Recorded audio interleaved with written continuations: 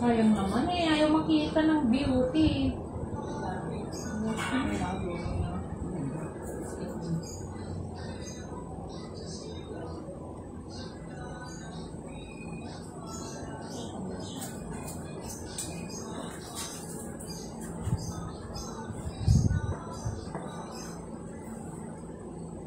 Kawasan naman ito.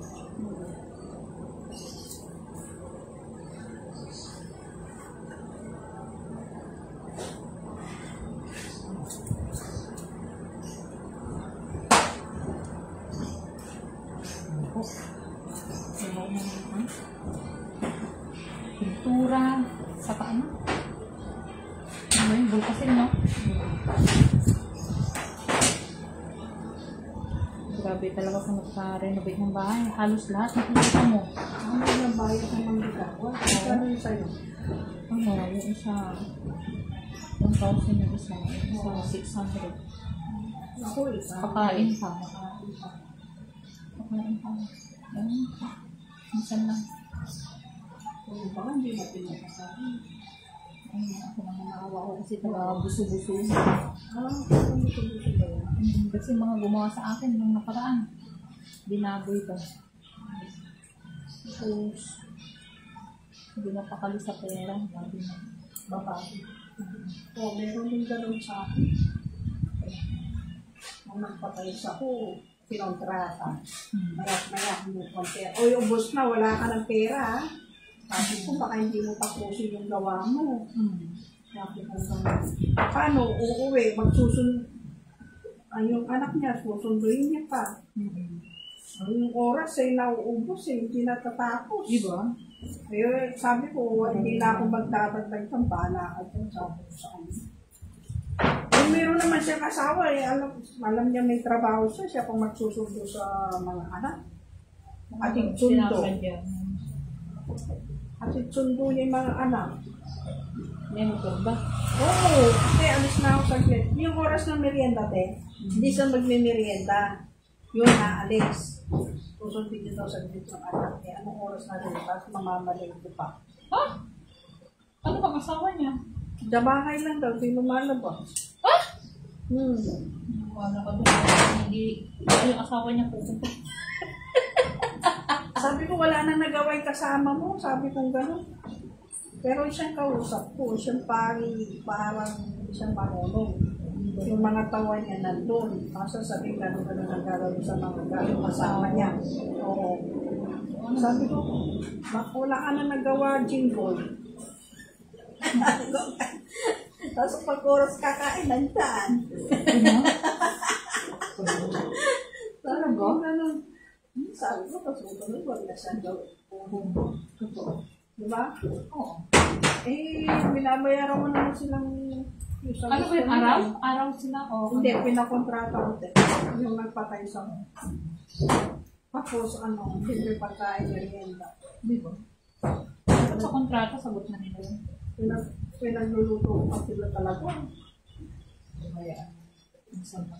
Tsaka gusto ni Charo, pag nagpagawa ko ito, pinapakain. Kasi mga Tulong na daw yun. Ano na daw, kasi uuwi pa sila layo. Itulong mo na sa kanila yun. Sabi ko,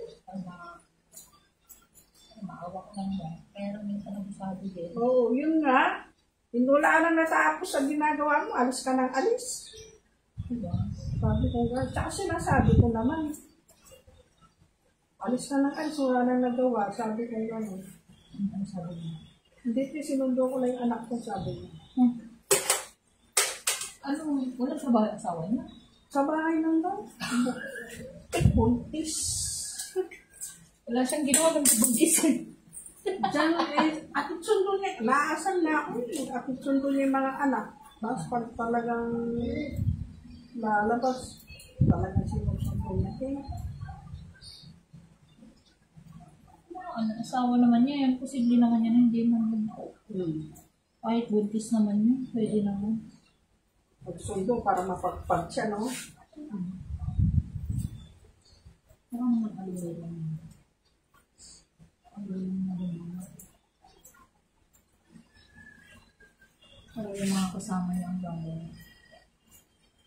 Pag umalis siya, Mustra na mustra to sa doon sa mga ginagawa.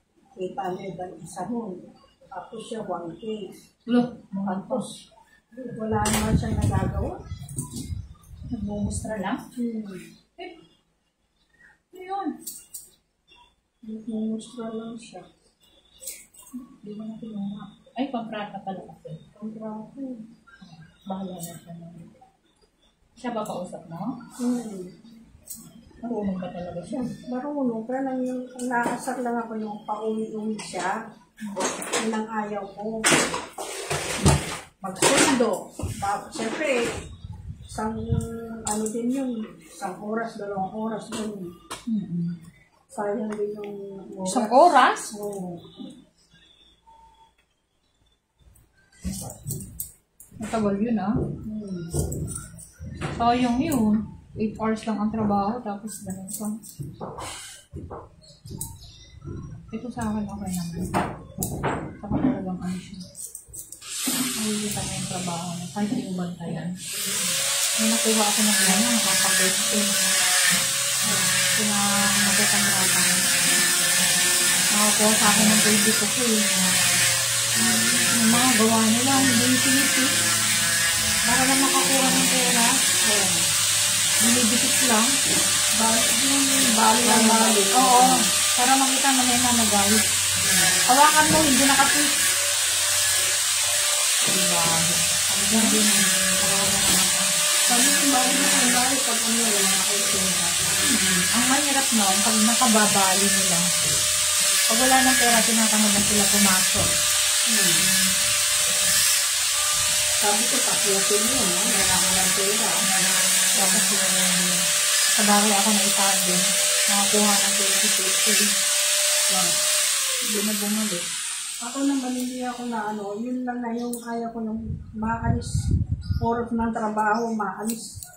Sabi ko ito sa saan lang pumunta yung sinundong anak niya. Alam niya may trabaho, hindi alam niya may siya magsusundo. Sabi ko gano'n.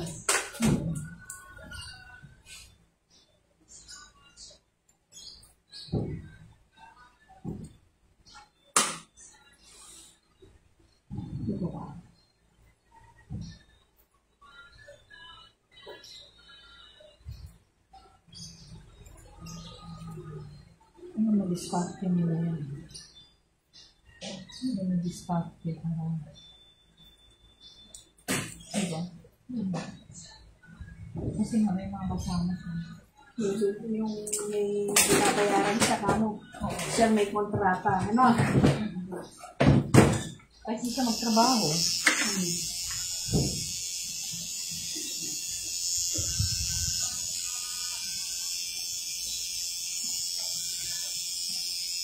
Mali mo, mura lang bigay niya dun sa mga tao.